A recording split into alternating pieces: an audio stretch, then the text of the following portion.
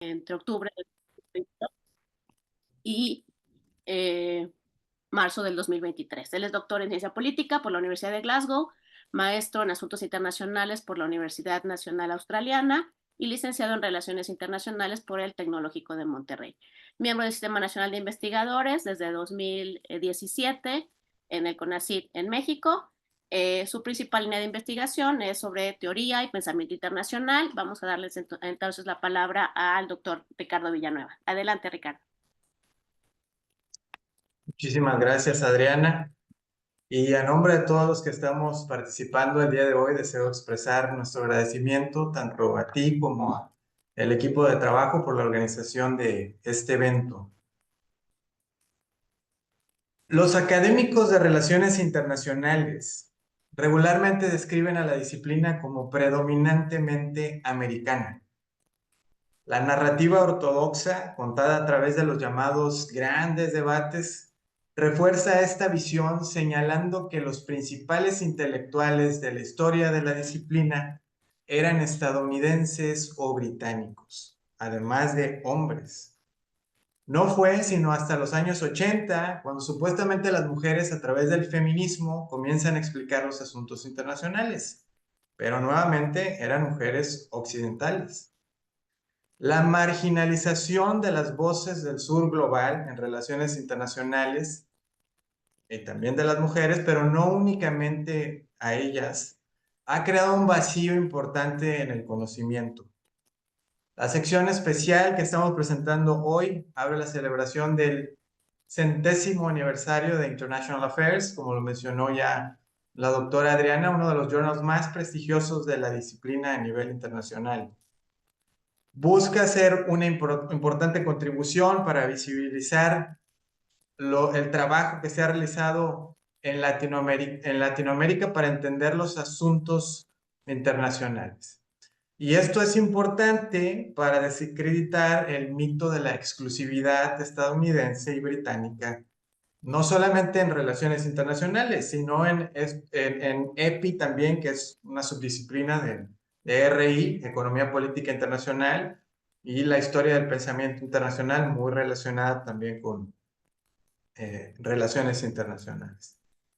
La sección especial que estamos presentando está compuesta por 7 contribuciones. Se trata de 6 artículos que vamos a discutir brevemente en este coloquio, más una introducción por parte de los editores invitados a la revista, es decir, la doctora María Elena Lorenzini y su servidor, que estamos presentes, más la doctora Jessica de Alba y el embajador Pedro González, quienes no pudieron acompañarnos, pero cuyo trabajo también fue muy importante.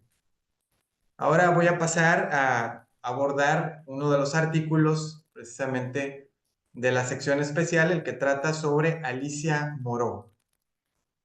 El principal argumento de este artículo es que, aunque el feminismo socialista democrático de Alicia Moreau no logra trascender completamente el eurocentrismo, sí proporciona una perspectiva no violenta sobre el problema de la guerra con matices distintos respecto a otros enfoques socialistas más conocidos en Occidente.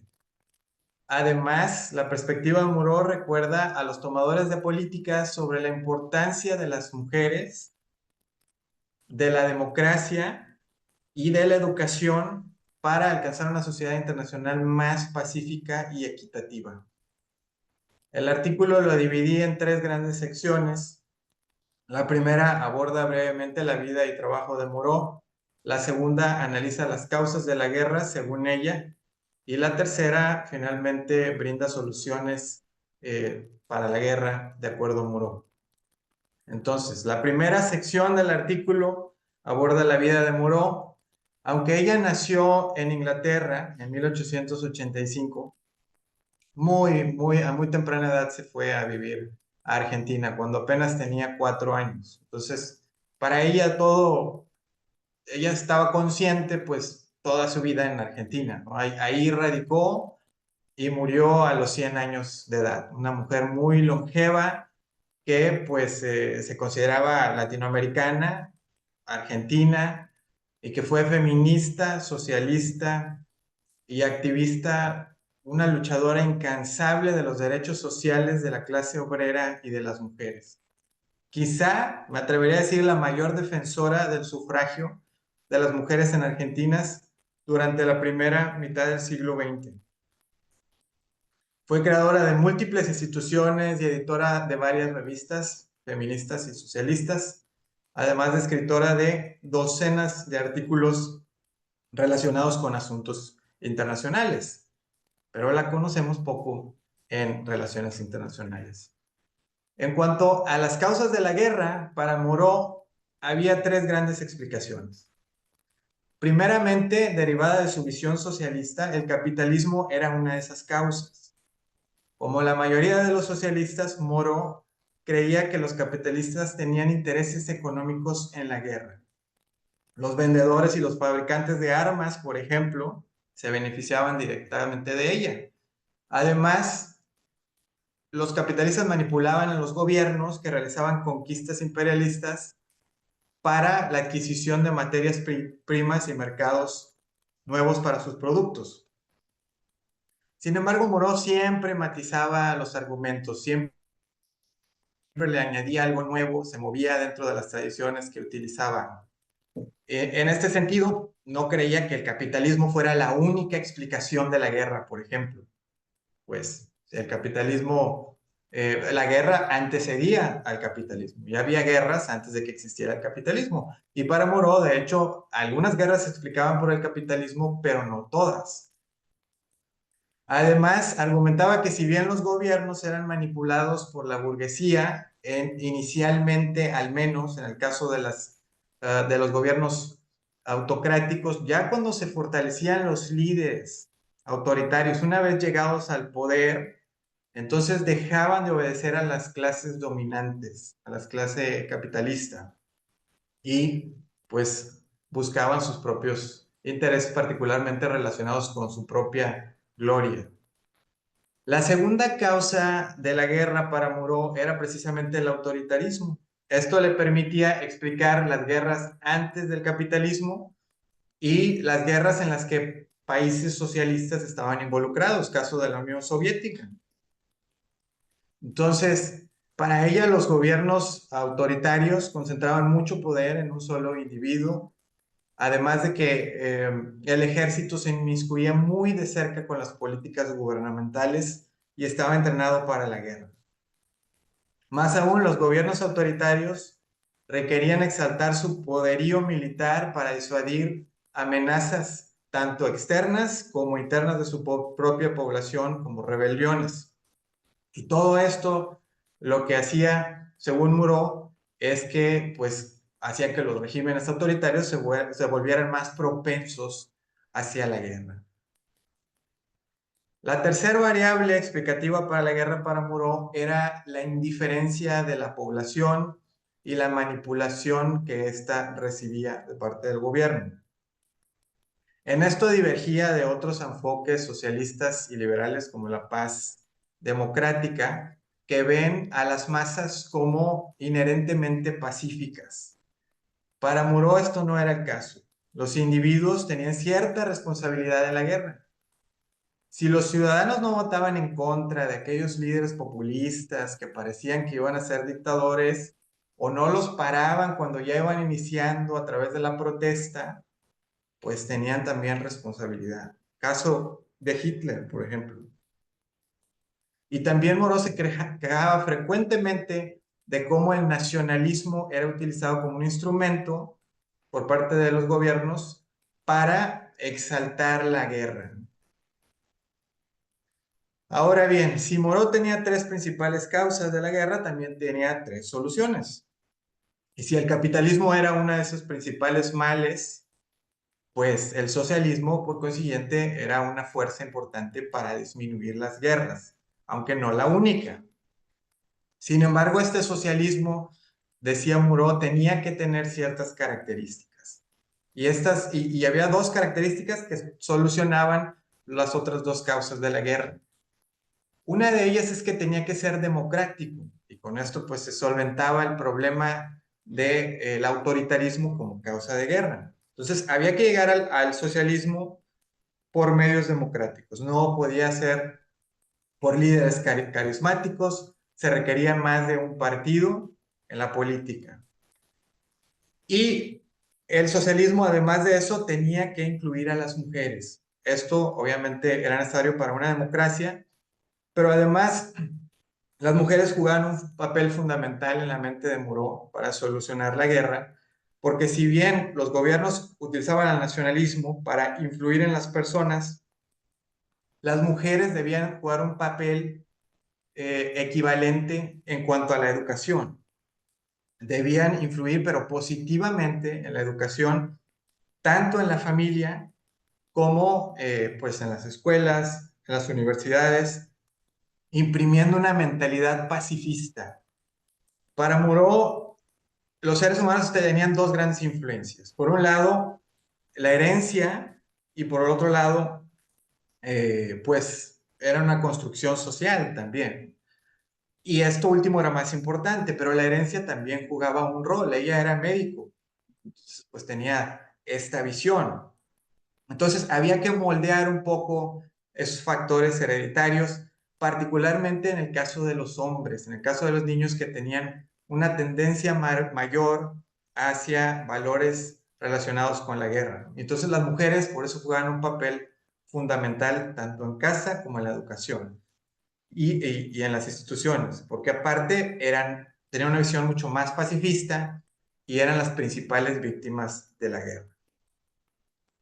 Entonces, muy brevemente ya para finalizar, en una guerra en que la autocracia está en aumento, las democracias parecen tambalearse, las brechas de género e igualdad no han sido cerradas y el gasto militar está rampante con los conflictos bélicos que tenemos hoy en día, mientras que el gasto en la educación está disminuyendo.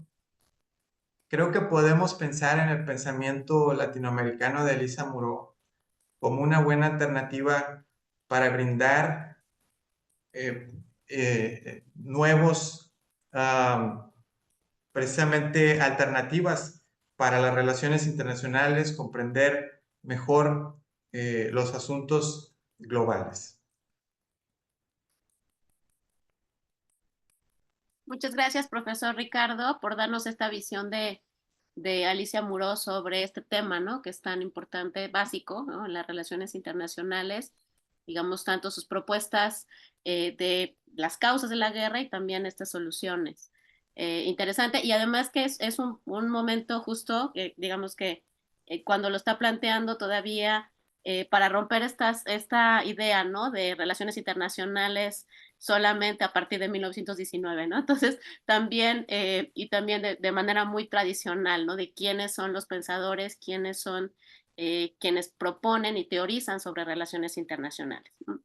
Ahora vamos con la contribución de la doctora María Elena Lorenzini, de la Universidad Nacional de Rosario. Ella escribe este artículo visibilizando a los autonomistas latinoamericanos sobre dos pensadores del Cono Sur. Ya nos contará ella de qué se trata. Ella es doctora en Relaciones Internacionales por la misma Universidad Nacional de Rosario en Argentina, magíster en Integración y Cooperación Internacional por el Centro de Estudios Interdisciplinarios y el Centro de Estudios en Relaciones Internacionales de la UNR. También es investigadora adjunta del CONICET, el Consejo Nacional de Investigaciones Científicas y Técnicas en Argentina, profesora titular de Teoría de Relaciones Internacionales en la Facultad de Ciencia Política y Relaciones Internacionales de esta universidad y ha dictado cursos sobre teorías de relaciones internacionales, política exterior argentina y sudamericana, así como relaciones bilaterales de Argentina con sus vecinos. Adelante, profesora. Buenas tardes, bienvenidos, muchas gracias por acompañarnos, muchas gracias Ricardo por haberme convocado para ser parte de esta propuesta, muchas gracias a la Asociación Mexicana de Estudios Internacionales y a todos quienes han intervenido para que esta actividad sea posible, porque el trabajo es siempre mucho, así que muchas gracias por eso y también por la presentación, estimada Adriana. Como comentaba Adriana, el título de mi artículo se llama Visibilizando los autonomistas latinoamericanos, una comparación entre Yaguaribe y Puig. En sintonía con el espíritu de esta sección especial para International Affairs, la razón por la cual yo me inspiré para visibilizar los aportes de estos dos autores latinoamericanos, que son Elio Yaguaribe, de Brasil, y Juan Carlos Puig, de Argentina, respondía a una multiplicidad de razones, por supuesto, pero entre las más importantes me interesaba marcar que las propuestas autonomistas latinoamericanas ayudan a comprender un poco cuáles fueron los debates relativos a las políticas exteriores latinoamericanas y cuáles son los debates contemporáneos de las políticas exteriores latinoamericanas, fundamentalmente para aquellos quienes intentan comprender la realidad latinoamericana desde afuera de la región y suelen catalogar a las políticas exteriores de nuestros países como erráticas, oscilantes y como si no tuviesen una racionalidad subyacente o una racionalidad que las inspira en esos cursos de acción que llevan adelante o despliegan para relacionarse con sus pares en el escenario internacional. Por otra parte, la elección de Elio Yaguaribe y de Juan Carlos Puig responde al hecho de que fueron los dos autores pioneros en la teorización sobre autonomía en América Latina. Y no solo fueron pioneros respecto de esta teorización, sino que tuvieron una perspectiva crítica pero constructiva a la vez de otras aportaciones latinoamericanas como la teoría del desarrollo o las denominadas teorías de la dependencia, al mismo tiempo que manifestaron, fundamentalmente en el caso de Juan Carlos Puig, sus discrepancias con el denominado mainstream de las teorías de las relaciones internacionales. En función de esto es que yo sostengo en el artículo que más allá de que se trate de dos pensadores cuyos aportes se inscriben en el último tercio del siglo XX, conservan vigencia, una enorme vigencia en la actualidad, y esto se puede visibilizar en los debates que tienen lugar en nuestra región respecto de las políticas exteriores de nuestros países, al mismo tiempo que también forman parte de las currículas de estudios de distintas carreras de relaciones internacionales en nuestra región. En cuanto al argumento central, sostengo que conocer las propuestas concretas de estos dos autores latinoamericanos puede ser una herramienta para comprender mejor, fundamentalmente desde fuera de la región, cuáles son las trayectorias, las dinámicas, las polémicas o las oscilaciones que puede haber habido en las políticas exteriores, tanto miradas en términos históricos en un periodo más largo, como para comprender las trayectorias de las políticas latinoamericanas en la parte inicial del siglo XXI, que se dio en conjunción con el ascenso de la denominada marea rosa en la región. Y que llevaron adelante iniciativas de corte autonomistas, por supuesto que en un contexto histórico diferente al que planteaban los autores originales. El otro argumento es que para mejorar esta comprensión de las propuestas autonomistas, una herramienta para hacerlo podía ser el análisis comparado del planteo de estas dos iniciativas. Y ese análisis comparado transitó por un conjunto de ejes que fueron seleccionados y que ordenaron el artículo. El primer eje que abordé para llevar adelante la comparación, no solo desde el punto de vista teórico, sino también enriquecida con algunos datos de análisis de políticas exteriores antiguos o contemporáneos al planteo de los autores y contemporáneos a nosotros en el siglo XXI. En lo que respecta al primer eje, fueron los denominados puntos de partida, o sea, desde cuál es la base en la que se paran tanto Yaguaribe como Puig para desarrollar sus propuestas de autonomización progresiva para los países latinoamericanos. Esos puntos de partida son fundamentalmente, digamos, las críticas, como señalaba, constructivas, tanto a la teoría del desarrollo como a las teorías de la dependencia, y en particular en el caso de Puig, sus disidencias respecto de la denominada corriente principal o de los abordajes mainstream de las teorías de las relaciones internacionales. El segundo punto del análisis comparado fueron las cosmovisiones del escenario internacional que estos autores proponían, a donde voy a adelantar algo que después se retrabaja en las reflexiones finales del artículo, y es que estos autores desafían una noción tradicional del mainstream de la teoría de las relaciones internacionales, que es el denominado principio ordenador, de la política internacional, que es la anarquía. Ambos autores coinciden en presentar una visión estratificada del escenario internacional. Lo hacen de distinto modo. En el caso de Yaguaribe, presenta una estratificación que tiene, digamos, en la punta de la pirámide a los estados que ocupan un lugar que él denomina como primacía general. En un escalón un poquito más abajo se encuentran aquellos estados que detentan una primacía regional. En un tercer escalón se encuentran aquellos estados que han alcanzado la autonomía, y en el escalón más bajo de la pirámide se encuentran los estados que se hacen en una situación de dependencia. En el caso de Puig, la visión estratificada del escenario internacional responde a lo que el autor construye como categoría conceptual, que son los denominados criterios supremos de reparto. Ese conjunto de criterios que desde la perspectiva de Puig dan potencia, distribuyen potencia o impotencia entre los actores que componen el escenario internacional, el régimen internacional, en palabras del autor, compone una visión de una estratificación ordenada de la siguiente manera.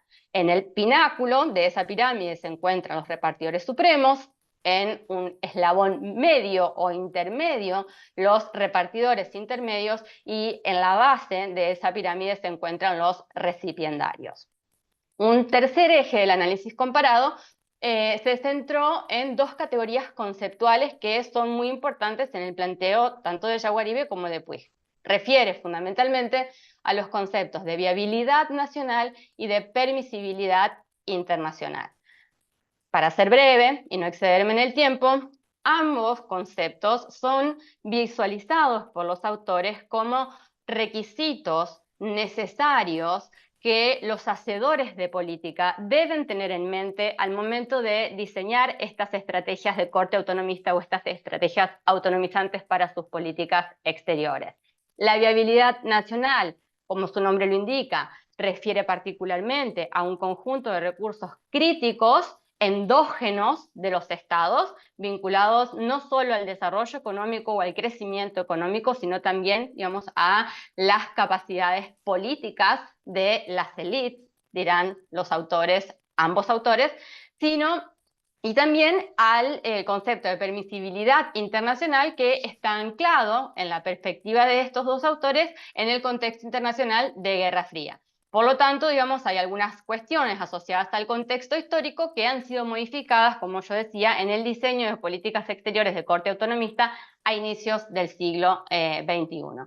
El cuarto eje se refiere particularmente a en qué consisten estas propuestas autonomizantes de Yaguaribe y de Puig.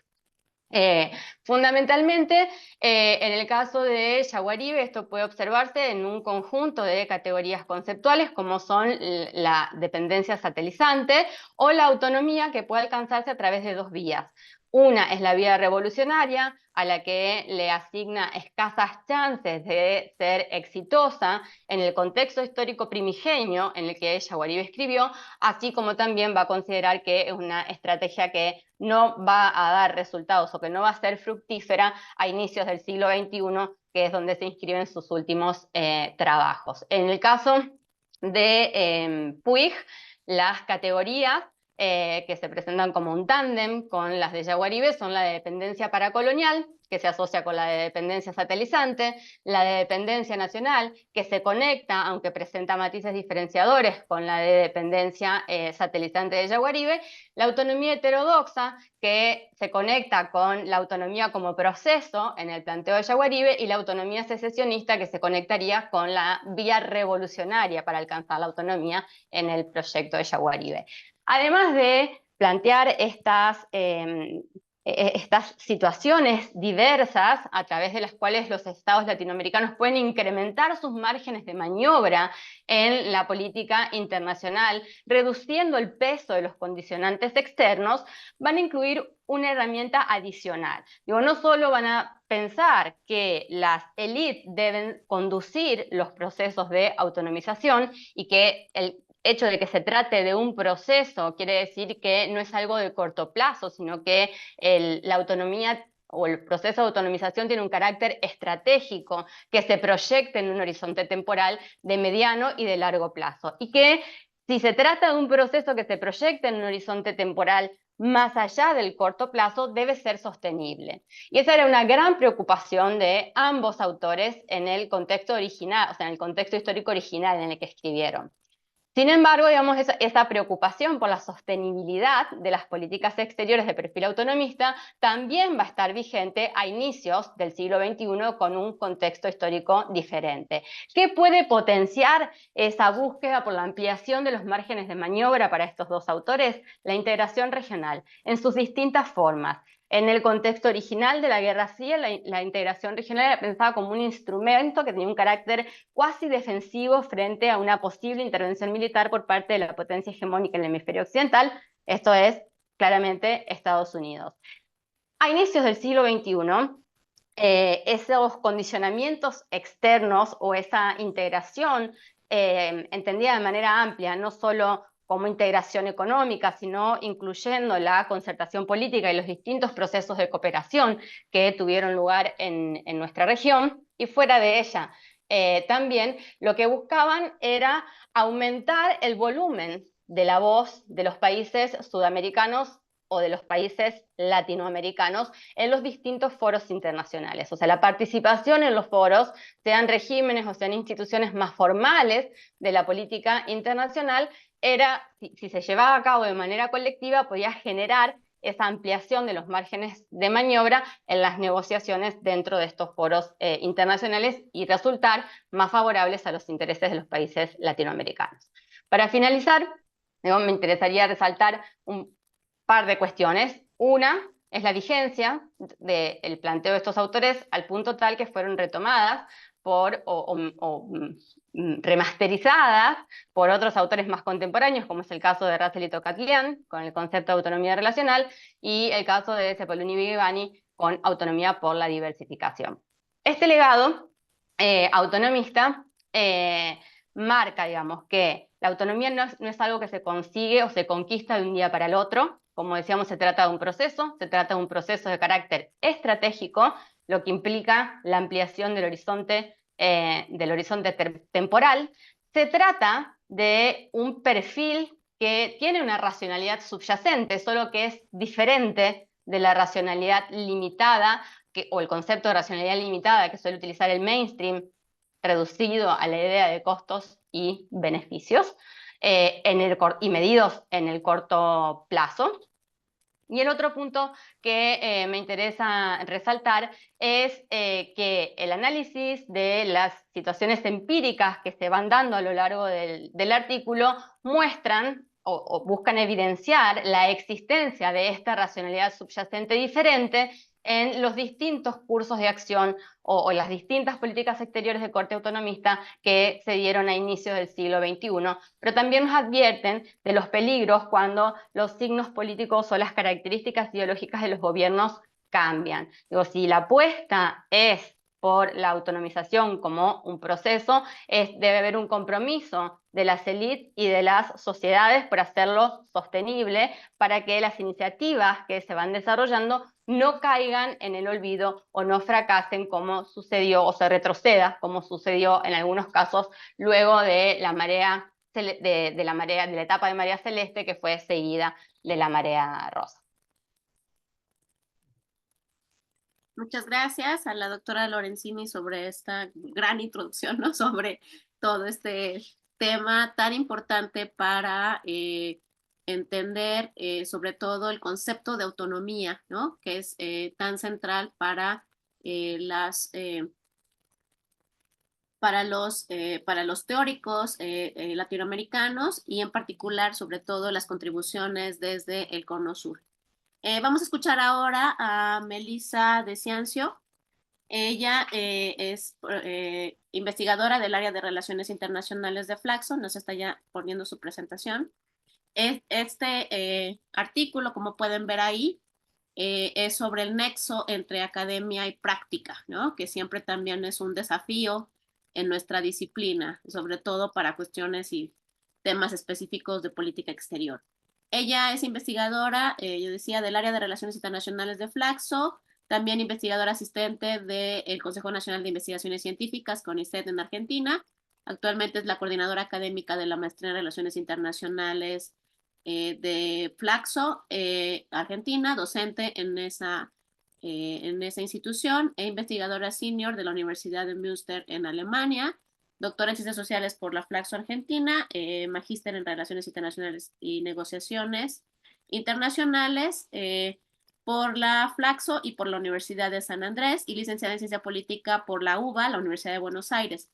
Actualmente es la presidenta de la región de América Latina y el Caribe de International Studies Association, ISA, en el periodo 2023-2025. Adelante, doctora Melissa. Bueno, muchísimas gracias. Gracias por la presentación. Además, bueno, gracias Ricardo y a la MEI por organizar este encuentro, porque creo que es un gran espacio para presentar estos artículos, y quiero agregar también el agradecimiento público a María Elena, a Jessica y a Pedro por convocarnos a este número especial, que además la verdad es que es un placer y un honor ser parte con todos estos colegas que me acompañan acá y los que no están también. Un poco, voy a intentar ser breve, porque tengo muchas filminas, pero voy a ser breve, porque además tienen el artículo para profundizar sobre todo sobre los detalles del caso. Me interesa más contarles de dónde viene, o por lo menos cuál es el debate en donde intento insertarme con este artículo, trayendo las voces y las visiones de América Latina a la discusión, y también para generar, no solo, volviendo o parafraseando un poco el título del artículo, este nexo entre academia y política pública, también este nexo que buscamos construir, este diálogo entre norte y sur y el mainstream y la periferia, si queremos ponerlo así, en la construcción del conocimiento. Entonces, el artículo tiene como objetivo principal contribuir a la literatura sobre academia y política pública en las relaciones internacionales, puntualmente en el ámbito de la política exterior y en América Latina.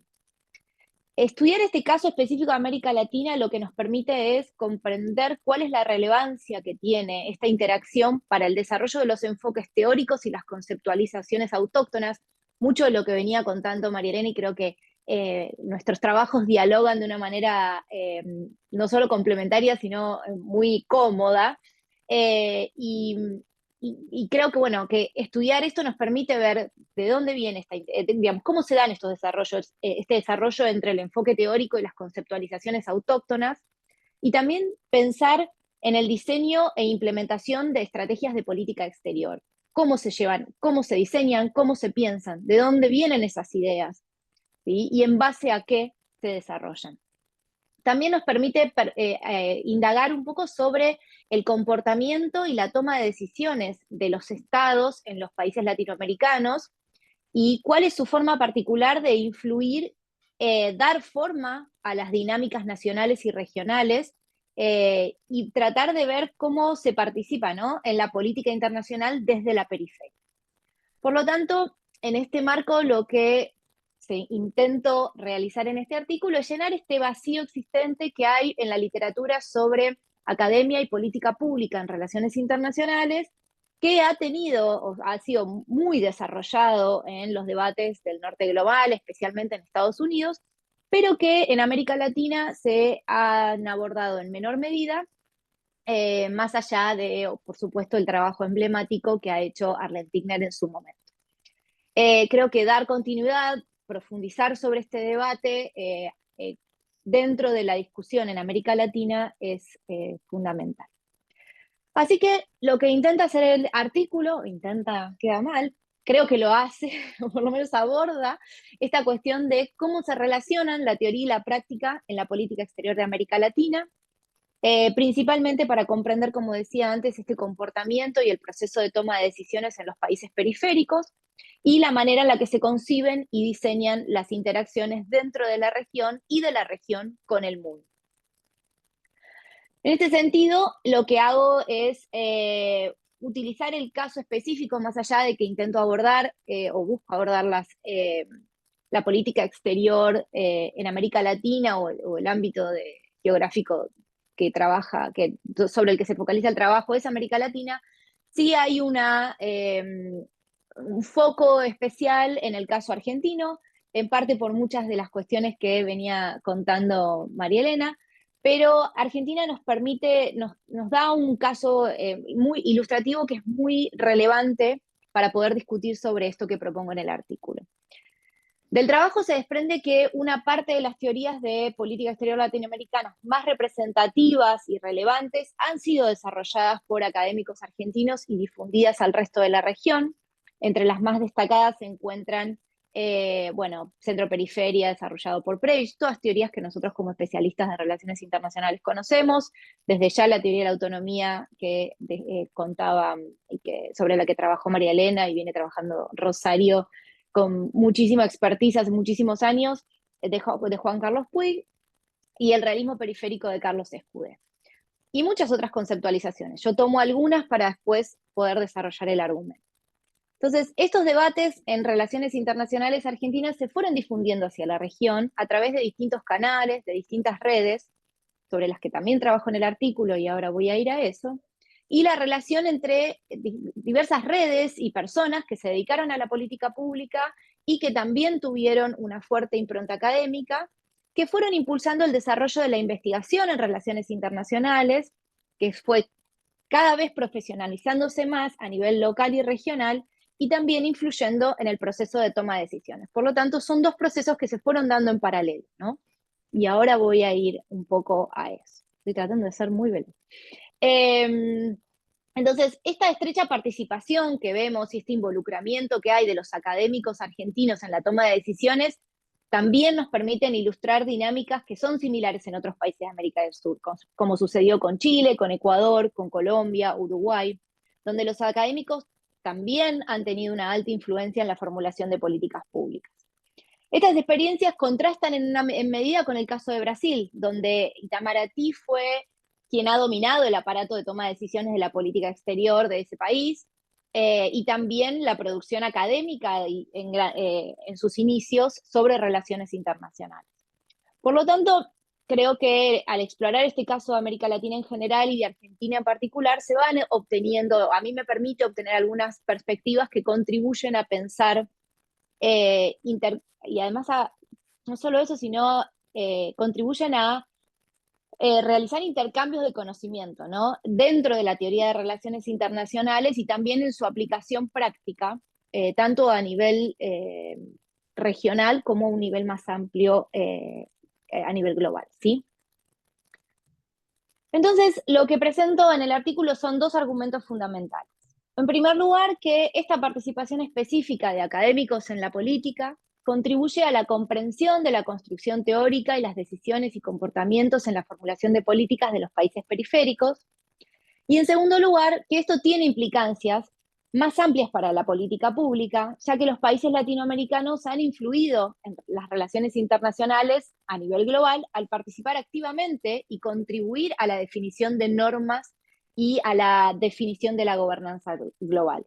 Por lo tanto, comprender estas dinámicas de participación política en América Latina es relevante más allá de las fronteras regionales. Son trabajos que tienen implicancias y que podemos trasladarlos para pensar las negociaciones internacionales, cómo se desarrolla la cooperación norte-sur, la cooperación sur-sur, la gobernanza global y las relaciones internacionales en general. Esto lo voy a pasar de largo, pero después lo pueden ver en el artículo. Entonces, el artículo tiene tres grandes secciones, voy a pasar muy rápido por ellas, pero una de ellas se focaliza en, esto lo voy a pasar de largo también, para acortar el tiempo. Una de ellas se focaliza en la formación académica y en el lugar que han tenido las redes de conocimiento como impulsores de esta conexión entre academia y política pública. Sin dudas, una red que todos nosotros como especialistas de la región conocemos es el RIAL, que se crea en 1977, y como también, asumo que todos conocemos sobre esto, y también si no está en el artículo, el RIAL realmente fue la piedra angular para el desarrollo de los estudios de relaciones internacionales en la región, y la red en sí misma y los participantes en esta red, los académicos, tuvieron un fuerte rol como pensadores de la política internacional, como teóricos, perdón, de la política latinoamericana, como teóricos de las relaciones internacionales en América Latina, pero también con un rol muy fuerte dentro de la elaboración de políticas públicas a partir de participar en distintas instancias en sus distintos países en la definición o contribuir o asesorar en la definición de las políticas exteriores en términos muy concretos y prácticos. Por lo tanto, muchos de los programas académicos que se elaboraron en el marco del RIAL, los intelectuales que participaron de él, las publicaciones que resultaban de las reuniones que se realizaban en el marco del RIAL, tenían esa fuerte impronta de intentar incidir en la política pública y de pensar para incidir en la política pública, de desarrollar conocimiento para incidir en la política pública. Todo esto está en detalle en el trabajo, no me quiero ir, no quiero usar demasiado tiempo.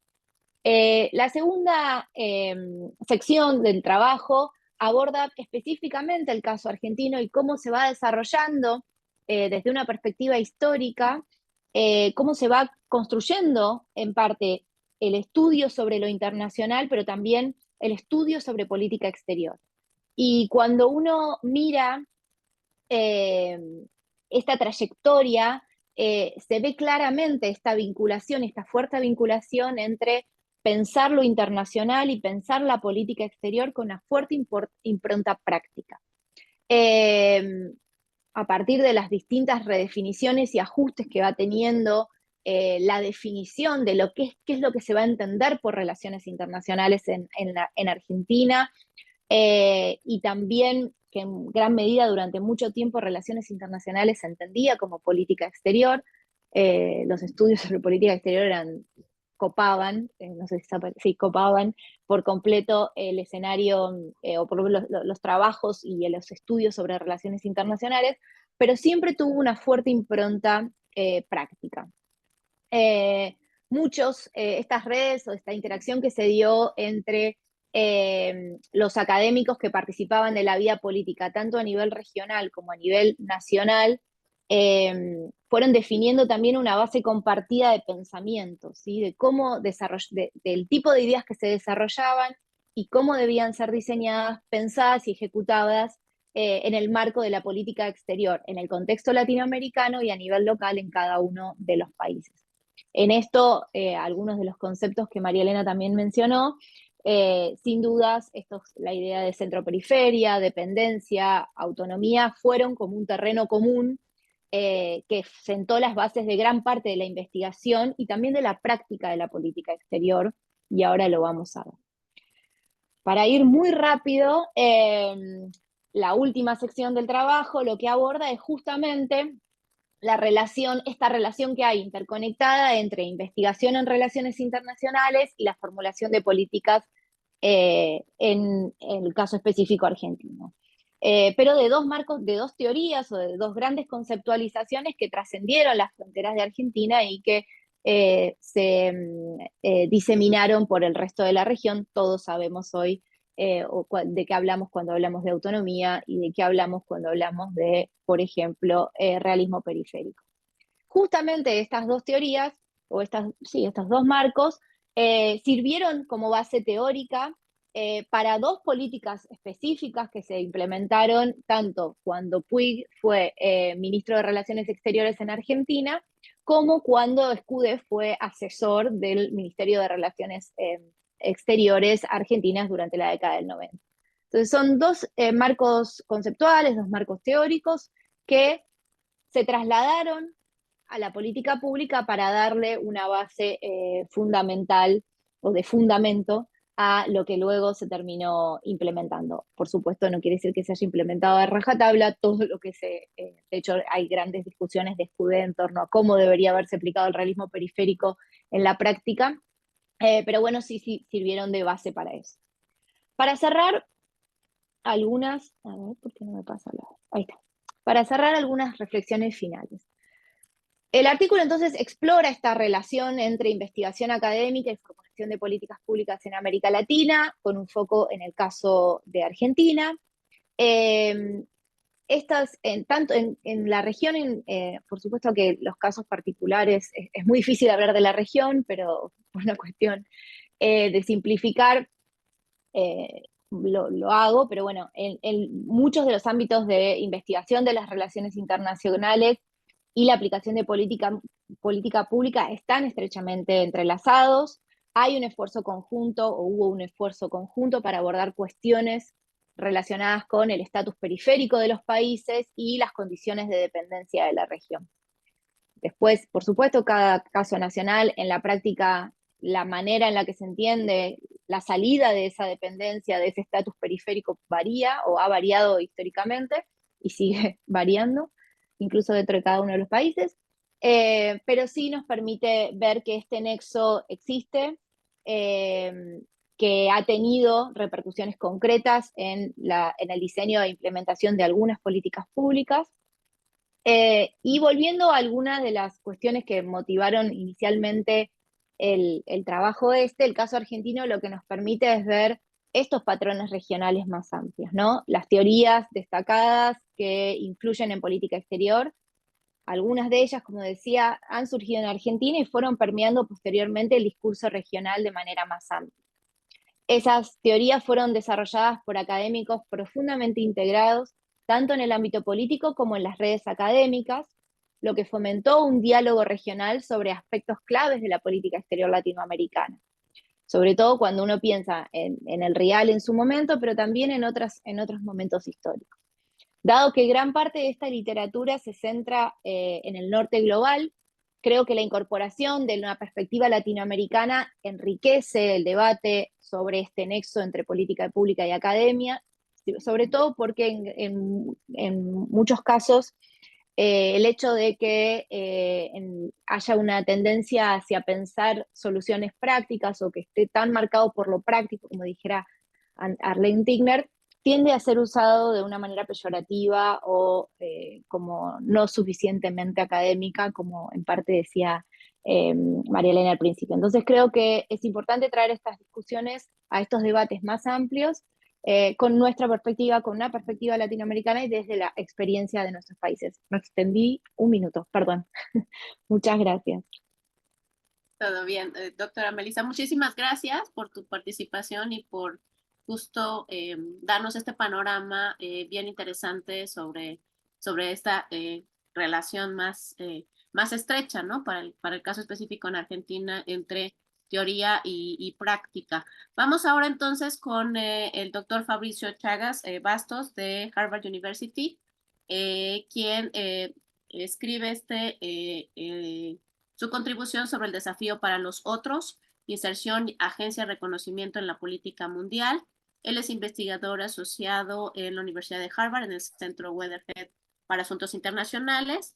También es investigador senior en el Centro de Investigación de Relaciones Internacionales y profesor afiliado en el programa de posgrado en estudios latinoamericanos, ambos en la Universidad de Sao Paulo. Adelante, doctor Fabricio. Muchísimas gracias, Adriana. Y también me gustaría, antes de comenzar, agradecer a Ricardo por haberme invitado. Ya me sumé, y también a Melissa, porque me sumé a la sección de International Affairs un poco tarde, pero todo salió bien. Muchísimas gracias. Como dijo Adriana, mi presentación hoy, y me excuso, siempre comenzar con una excusa un poco complicada, pero la presentación está en inglés. A ver si mi cerebro no entra en cortocircuito con las 3 lenguas, todo saldrá bien. El desafío para el resto, inserción, espacio de agencia y el reconocimiento en la política mundial. Lo que voy a hablar hoy está ahí bastante conectado con lo que han hablado María Elena y Melissa, porque es un problema que es un problema común. Fundamentalmente, se conecta con Melissa porque es un producto de la interacción entre diplomáticos, entre militares, entre los que operan en derecho internacional. La palabra inserción internacional es una lengua común, es un tipo de expresión muy latinoamericana, un concepto común que pasa por toda la región en la interpretación de la política mundial. También se conecta con, como veremos más adelante, con lo que ha presentado María Elena, porque está fundamentalmente basado en la idea de autonomía. La presentación está dividida en 3 partes muy sencillas. El problema que voy a tratar, las definiciones voy a presentar qué es inserción y muy rápidamente uno de los estudios de caso que está en el artículo. ¿Ustedes me escuchan bien? ¿O? ¿Sí? Bien, bueno. Sí, muy bien. Además de un problema conceptual, o sea, ¿qué es inserción internacional? Porque hay una confusión tremenda sea inserción internacional a veces es sinónimo de política exterior, es sinónimo de diplomacia, es sinónimo de diplomacia subnacional, es sinónimo, por ejemplo, para la CEPAL, de una mejora de la posición económica de los países latinoamericanos. Entonces, tras organizar un poco eso, el problema era cómo se aplica eso al mundo, cómo se hace eso para fuera de los límites latinoamericanos. ¿Cómo hacer con que el mundo entienda esta voz latinoamericana, este concepto latinoamericano, de algo que es fundamentalmente otra vez latinoamericano? Mi idea fue, bueno, entonces tengo que explicar qué pasa en la periferia, cómo la transición de poder es vista desde la periferia, porque simplemente es ignorada. Si pensamos que, por ejemplo, en la teoría de transición de poder de Kruglansky y Kruger, lo que tenemos es el poder dominante y los que van a desafiar, los desafiantes a este poder dominante. Y la periferia no existe, simplemente no está. Como sabemos, está, siempre ha estado. Bueno, entonces lo que inserción busca explicar es cómo la periferia pasa o para los que están en el margen. Dicho de otro modo, entonces, ¿qué pasa cuando hay una ganancia de poder para los que están en la periferia? Estas dos preguntas el artículo gira alrededor de estas dos preguntas. Bueno, so what? ¿Y qué? ¿Qué nos trae el concepto? El problema central es que hay un tipo de acuerdo tácito en la teoría mainstream que entiende que los periféricos tienen que hacer algo para que sean reconocidos y de ahí pueden mejorar su estatus. Ese hacer algo es lo que los latinoamericanos llaman de inserción internacional. Dicho de otra manera, tal vez comprometiendo la presentación toda, ese hacer algo es crear un espacio de agencia para que el Estado periférico pueda ser reconocido por los gatekeepers de jerarquías globales, para que entonces pueda ser reconocido como actor de facto y de ahí pueda cambiar su estatus. ¿Sí? Entonces, si pensamos las fundaciones intelectuales, como había dicho antes, ¿de dónde viene inserción internacional? Tenemos la idea de centro-periferia, la idea del sistema internacional siendo jerárquico, se rechaza la noción de que el sistema es anárquico y basado en la distribución del poder, no es solamente eso, y se funda en la idea de autonomía, pero no en la estructura autonómica de Puig y Jaguaribe solamente, pero enfocando esa autonomía en la agencia, no tan estructural como la dicotomía dependencia-autonomía, sino enfocándose en las posibilidades de crear espacios de agencia para los periféricos. Bueno, la innovación del artículo viene de es, como he dicho, teorizar sobre la agencia en el mundo periférico y llevar un poco de nuance a la teoría de transición de poder, llevando en cuenta que existe transición de poder también en la periferia. O sea, los periféricos van de la periferia profunda a la semiperiferia, a otras posiciones menos periféricas, hasta que en algún momento o dejan de emergir, to rise, to emerge, y pasan a una posición más estable. Entonces, este movimiento, esta teoría de alcance medio, es lo que es la innovación del artículo. Bueno, ¿y qué es la inserción?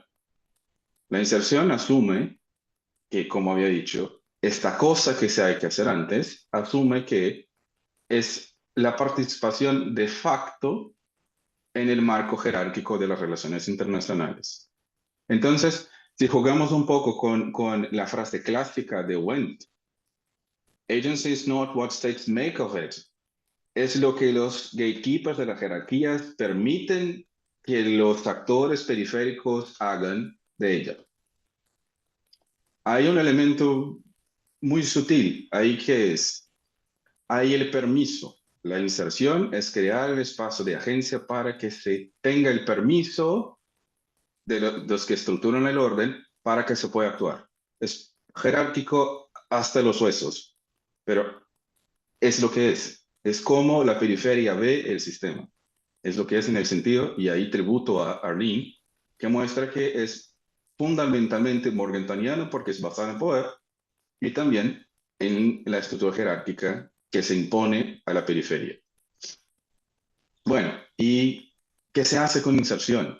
Se interpreta este movimiento de buscar el permiso, de buscar el qué se hace antes del reconocimiento, que es analizar la creación de espacio de agencia que estos periféricos tratan de intentar o crear cuando buscan insertarse en las jerarquías globales. Lo que hacen es enviar una demanda al sistema, lo que ahí está como marginal claim, que si una vez es reconocido, y ya vamos a un ejemplo bastante claro, si una vez es reconocido, lo que se hace es permitir que este actor haga parte de los que toman las decisiones, o por lo menos esté en la sala con voz y algún tipo de voto. Si no, aunque esté insertado jurídicamente, o sea, su soberanía sea reconocida, se queda al margen de las decisiones. No está insertado en la jerarquía global, en la estructura de poder que toma las decisiones en la jerarquía global. Y por ende va a quedar muy probablemente con el estatus marginal que tenía antes. Y lo que llamo el desafío del resto es precisamente crear espacios de agencia. O sea, las condiciones que están implicadas en esta producción del paso anterior al reconocimiento, el movimiento de autónomamente buscar reconocimiento sin que existan constreñimientos para buscar otros tipos de estatus o reconocimiento en las jerarquías globales. Hablo de jerarquías porque no es solo una. Puede haber una jerarquía política, puede haber una jerarquía económica, una jerarquía militar. Hay quienes digan que hay una jerarquía de estatus, que es posible, es una jerarquía social. Entonces, cada tipo jerárquico tiene un gatekeeper, tiene los que comandan, los que entran y salen, y ahí hay que crear espacios de agencia distintos. Hay una diferencia acá, porque vean que no hablo de the rise, sino de emergencia, porque la diferencia aquí es, la jerarquía reconoce los que están rising como los que tienen poder nuclear. Ya fueron reconocidos, ya están en otro tipo de etapa de las relaciones internacionales o de relaciones con los que están en la jerarquía en la política mundial. En el caso de los periféricos, lo que existe es emergencia. Existe esta idea de movilidad social que permite que se entienda el comportamiento de los periféricos, pero es en general, el análisis en general privilegia elementos estructurales. Estado periférico en la ONU, estado periférico en las relaciones económicas internacionales, pero no se enfoca específicamente en la agencia. Parece demasiado teórico, pero ya vamos por un ejemplo concreto. Este es uno de los 3 casos históricos. Hay 2 históricos y un caso más contemporáneo en el artículo, y ya tengo un minuto más. Y termino por aquí. Para mostrarle que es inserción, lo que he hecho fue buscar el caso de Brasil y Turquía en 2010, cuando intentaron negociar un acuerdo con el P5+1 y Irán para, no diría que era parar, pero sino volver más despacio el proceso de enriquecimiento de uranio en Irán y de alguna manera frenar la posibilidad del desarrollo de armas nucleares en Irán. Bueno, esta negociación, como sabemos, no funcionó, fue un fallo retumbante de Brasil, pero la interpretación acá es, Brasil no buscaba estatus. Lo que Brasil buscaba era crear espacio de agencia entre el P5, mostrando que podía manejar de una manera diferente de lo que era, o sea, no era marginal, quiso insertarse en esta jerarquía de control nuclear, mostrando a los 5 del Consejo de Seguridad que tenía las condiciones necesarias, o sea, que reunía las condiciones necesarias para cambiar su posición en la jerarquía global. creó el espacio de agencia negociando con Turquía e Irán al margen de las negociaciones que ya habían sido establecidas y, como sabemos, falló. O sea, la interpretación que se hace no fue una búsqueda por estatus, sino la creación de un espacio de agencia para que pudiera ser reconocido y avanzar en un tipo de jerarquía. Esta es seguramente una de las cargas más grandes de la tan orgullosa diplomacia brasilera, especialmente bajo Lula, muestra que Brasil tal vez aún no tenga el reconocimiento como actor que cree que es su potencial grande potencia, y entonces, una vez más, como está pasando ahora con lo que vimos con las declaraciones de Lula sobre Rusia y Ucrania, sobre Israel, buscando insertarse en un juego global más amplio de que su esfera de influencia original. Y me quedo por aquí. Muchísimas gracias. Muchas gracias, Fabricio, por estos ejemplos muy ilustrativos, ¿no? Y también la importancia de la teoría de agencia, ¿no? Ahí en esta discusión, que creo que es súper importante, y ya estaba viendo a Eduardo que quería yo, probablemente él va a tener más comentarios al respecto. Muy bien, vamos entonces ahora con la doctora Julissa Castro, de la Pontificia Universidad Católica del Perú. Ella es doctora en estudios latinoamericanos por la Flaxo Ecuador, y actualmente se desempeña como profesora precisamente en la Pontificia Universidad Católica de Perú, y ha trabajado como especialista en relaciones internacionales en el Ministerio de Relaciones Exteriores del Perú, y he realizado estancias de investigación en el German Institute for Global and Area Studies y la Universidad Iberoamericana en México, y ella nos va a presentar este artículo que es también de esta área importante de las relaciones internacionales, economía política internacional latinoamericana. Adelante.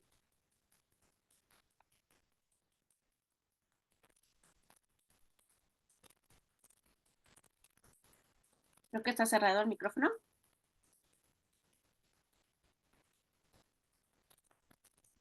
Listo, creo que ahora sí.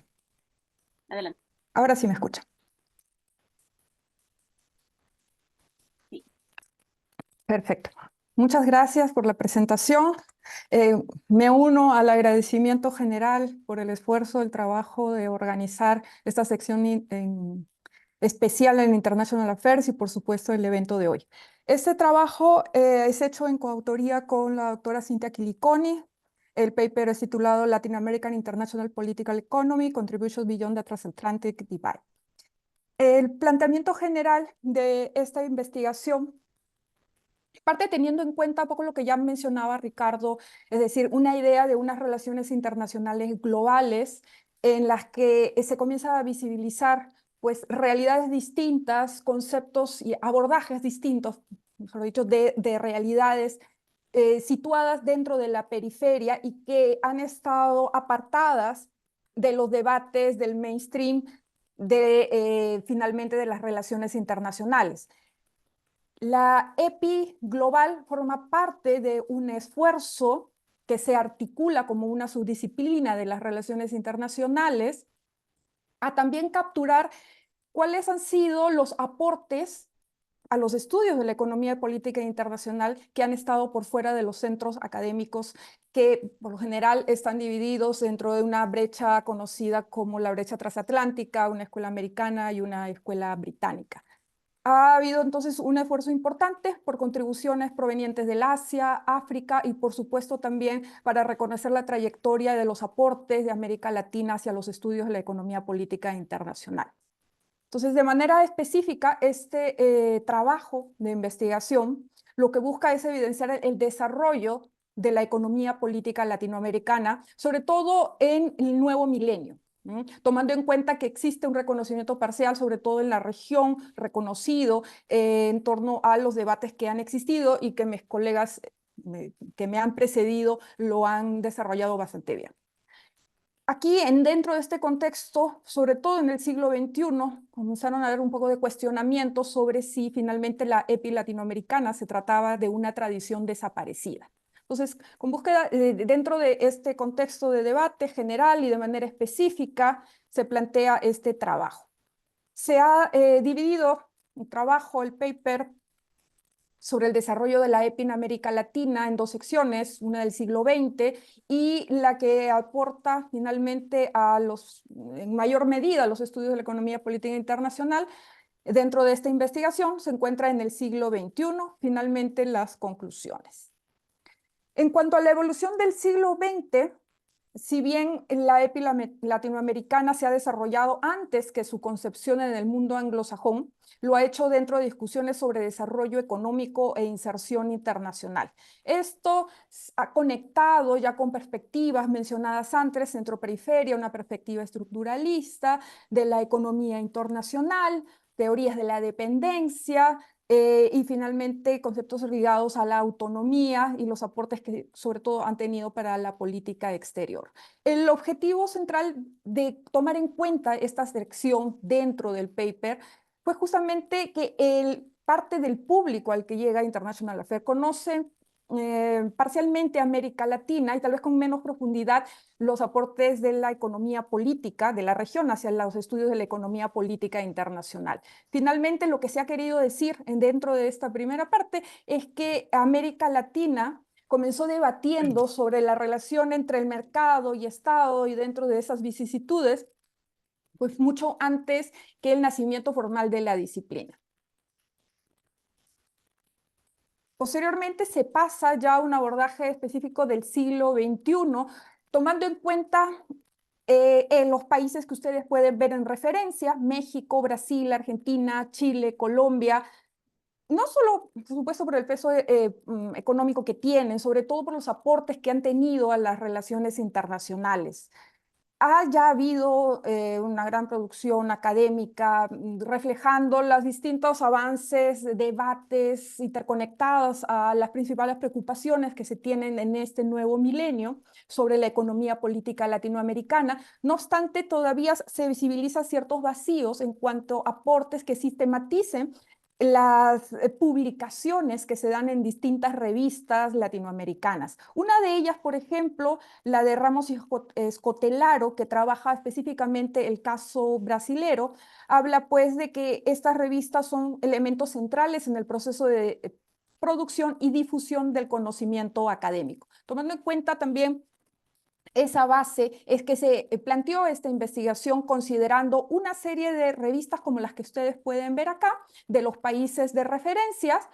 Cada uno de ellos se seleccionó a partir de la indexación de trayectoria de los aportes a los estudios de la economía política internacional de cada uno de estos países, 2 referentes, 2 revistas, con excepción del caso de Brasil, porque Brasil en las últimas décadas ha aumentado su producción académica, el número de referencias en cuanto a journals que abordan las relaciones internacionales y de manera específica la economía política internacional.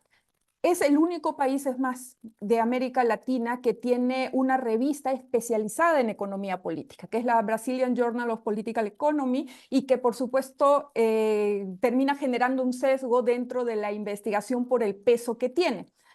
Esta investigación tomó en cuenta 1.660 documentos, los cuales fueron codificados a partir de un análisis cualitativo en N-vivo, y para superar el sesgo que les mencioné hace un momento en cuanto a la referencia de esta revista brasilera, pues se hizo les voy a pasar acá, luego puedo volver, una diferencia entre la consideración de todas las revistas y excluyendo pues a la revista brasilera. Ahora sí quisiera pasar al primer argumento. Lo central, y un poco ya lo han podido capturar con el gráfico que les mostré hace un momento, es que el debate sobre la EPI está vivo, se ha mantenido constante, y como lo pueden ver acá, hay conceptos, perspectivas que vienen del siglo XX y que se mantienen, ¿verdad?, como referentes constantes para las investigaciones de economía política internacional de las revistas referencias dentro de la región. No obstante, no son los únicos temas ni los únicos actores centrales, como por ejemplo en el siglo XX lo ha sido Estados Unidos, y en el siglo XXI China tiene cada vez mayor relevancia. Aspectos como globalización, comercio internacional y, como pueden ver acá, incluso una economía ilegal. En este otro gráfico, que lo llamamos una suerte de gráfico, así parecen arañas, pero lo que muestra son los 10 principales tópicos que han tenido mayor relevancia por países. Entonces, aquí, dentro del debate que tuvimos con Cintia, pudimos visibilizar una suerte de ejes. Ejes en torno a las preocupaciones, intereses en común que marcaban los países de referencia, y los ejes conectaron sustancialmente a Argentina y a Brasil, con preocupaciones que sí tienen que ver con desarrollo, por supuesto, en un marco general, capturando dentro de los 10 principales tópicos de referencia aspectos de autonomía o dependencia. Otro eje un poco más débil, pero también interconectado, el de Chile y México, con una visión sobre el desarrollo, pero más interconectado al comercio internacional. ¿Quién quedó fuera de estas interconexiones? Fue Colombia. Colombia no se interconectó de manera fuerte, cohesionada, a diferencia de los otros ejes, con ninguno de los otros países. Y es más, esta referencia de economía legal es la que salta. Es el único país que toma en cuenta con bastante fuerza lo que es la economía legal como una preocupación central de la economía política internacional dentro de sus estudios, ¿no? Internos.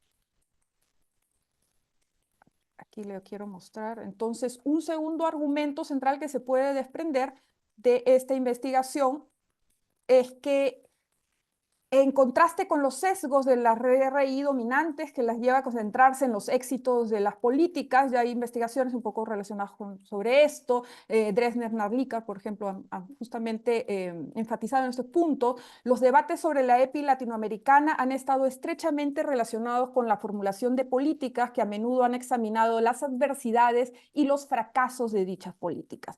Entonces, aquí es cierto, ya lo veíamos desde una investigación inicial del siglo XXI con Erling Tigner, de la que hablaba de una orientación práctica en el quehacer de la Academia de Relaciones Internacionales en América Latina, pero también hay que sumarle ahí una visión resolutiva en los objetivos que plantea, dado que tienen un enfoque sobre todo en estas políticas adversas, en contextos de crisis, donde también los lleva a cambiar de visiones, por ejemplo, de los distintos actores que comienzan a trabajar. Uno de ellos fue justamente el caso de China, en un momento el del boom de las materias primas, por ejemplo, existía una visión, digamos, positiva sobre la relación de China con América Latina como una alternativa a la hegemonía o presencia económica de Estados Unidos en la región. No obstante, ya en un momento de desaceleración de esta tendencia, se comienza a ver con ojos mucho más críticos esta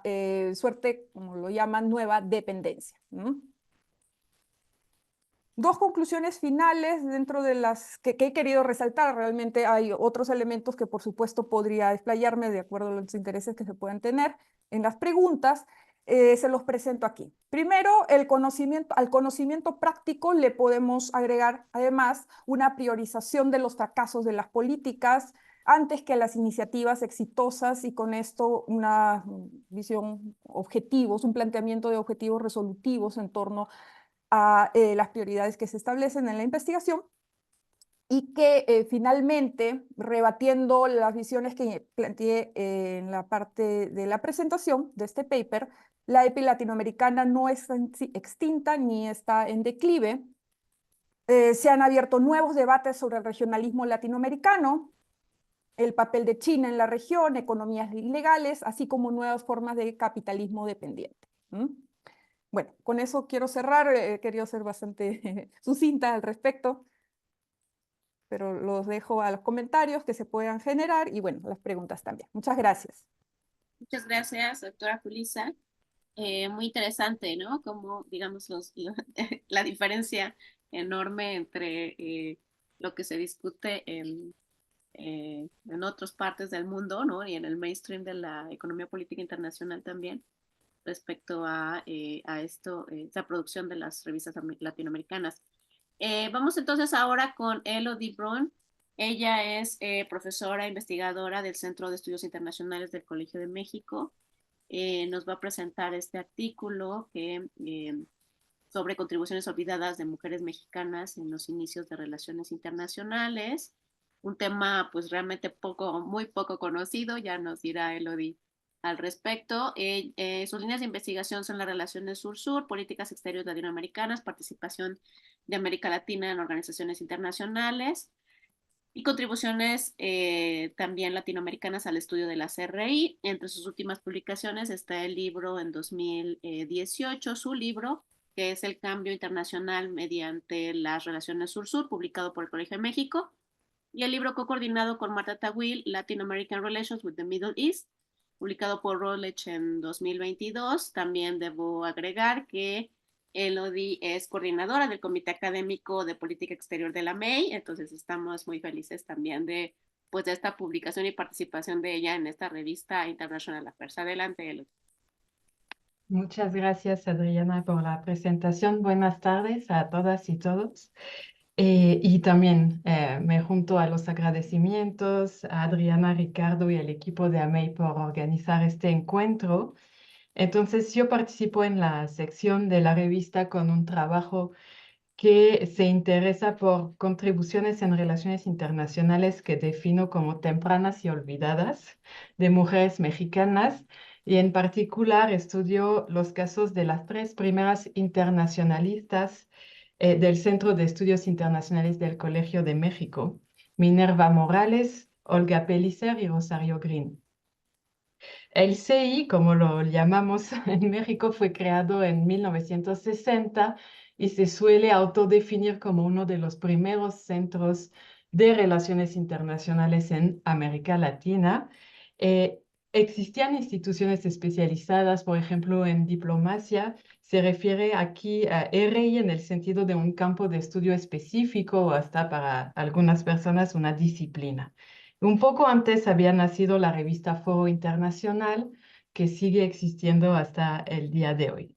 Entonces, debido a esta trayectoria ya de varias décadas, el CI tiene una historia oficial que comienza a ser revisada y criticada. Y este artículo se inscribe en esta tendencia, siendo yo pues una voz desde adentro de la institución, que es importante aclarar, y al mismo tiempo con un perfil específico, porque no soy mexicana de nacimiento y no realicé mis estudios en este centro. Entonces soy de adentro, pero con una perspectiva sobre la historia un poco más distanciada, digamos.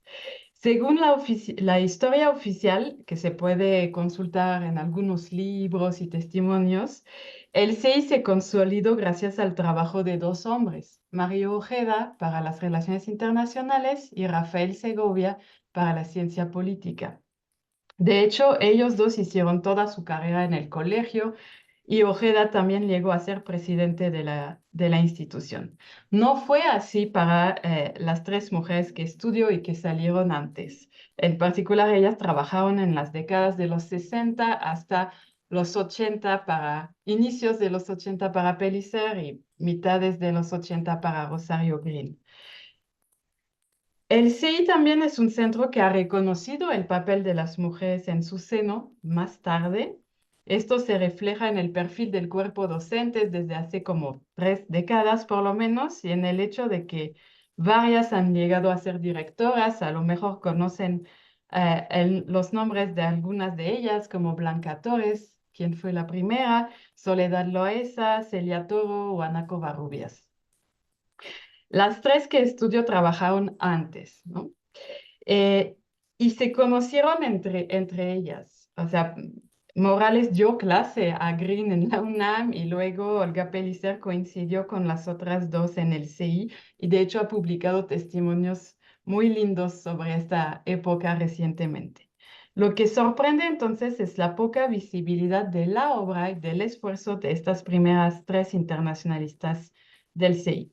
No llegaron a ser directoras, pero, por ejemplo, fueron esenciales para consolidar la revista y para dictar los primeros cursos especializados de la licenciatura en RI. En México, por lo menos, es cierto que Rosario Green y Olga Pellicer son bastante famosas. Rosario Green fue la primera canciller mujer de México a finales de los 90, pero este reconocimiento se debe más a su carrera diplomática y política para el caso de Rosario Green que por sus publicaciones tempranas.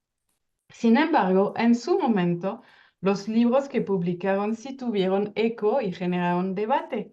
Y aquí, pues, una preocupación que se plantea en el artículo, creo que establece puentes con la de otros de los colegas de la sección, es que esto nos puede enseñar hasta hoy en día, ¿no? Minerva Morales publicó un libro sobre los vínculos entre las organizaciones internacionales universales y las regionales, en particular ONU y OEA.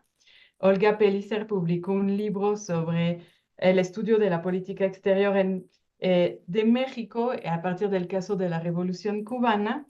Y Rosario Green publicó uno sobre la privatización y transnacionalización de la deuda pública mexicana, los tres en los años 70. Entonces, para el estudio que realicé para el artículo, revisé todas sus publicaciones desde su llegada al colegio hasta su salida, así como las reseñas que escribieron, que revelan mucho de su pensamiento sobre la academia, y testimonios que puedan existir, y de ahí saqué conclusiones comparadas. En el artículo, primero argumento por qué considero que sus contribuciones se han ido olvidando y argumento que hay dos factores de discriminación que se alimentan entre sí. Por un lado, pues, la discriminación existente norte-sur y por otro lado, la cuestión de género. Y luego divido los resultados del análisis en 4 secciones. Primero, me interesé por lo que ellas opinaban sobre la academia, y principalmente mediante sus entradas en foro internacional. Y eran muy críticas de la producción anglosajona, en particular Morales y Green, pero ninguna de las tres adoptaba una posición de ruptura. Era crítica, pero sin realmente adoptar una posición rupturista.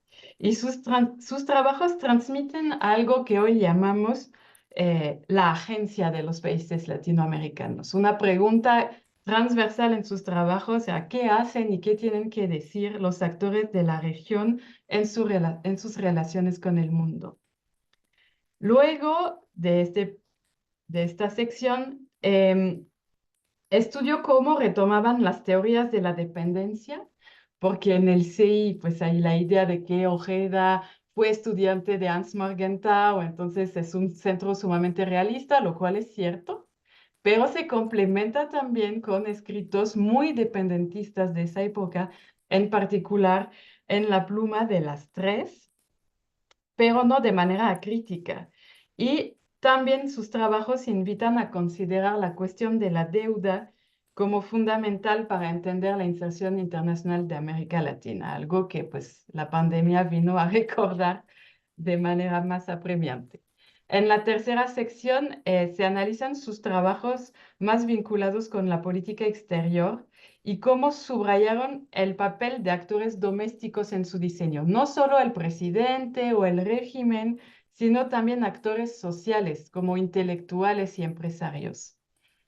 Y en la última sección estudio sus contribuciones sobre el multilateralismo, en particular cómo los estados latinoamericanos jugaban con lo que podían ofrecer estos foros en función de sus características globales o regionales, pero en general las tres criticaban ciertas estrategias o la ausencia de estrategias y de visión de los gobiernos latinoamericanos que, según ellas, desaprovechaban las oportunidades que podían ofrecer estos foros para balancear el poder de Estados Unidos en la región.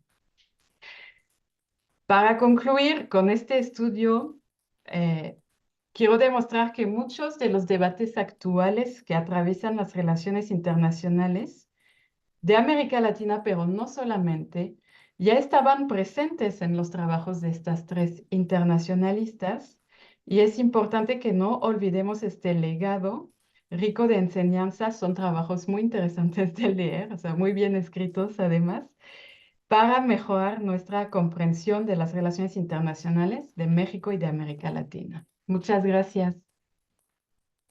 Muchas gracias, Elodie.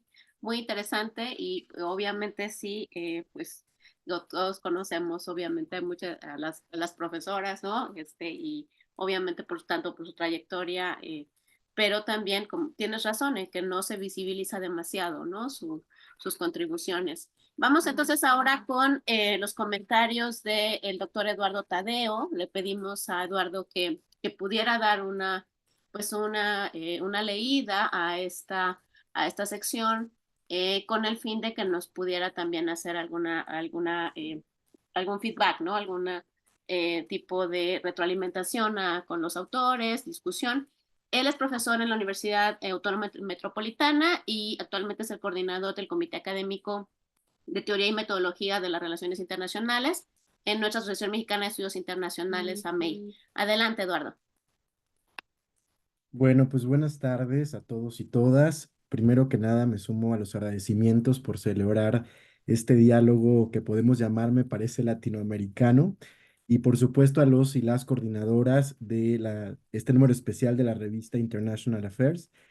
Particularmente desde el Comité de Teoría y Metodología, nos interesa plantearnos preguntas sobre cómo el conocimiento situado en la disciplina puede no solamente rescatarse, sino también construirse.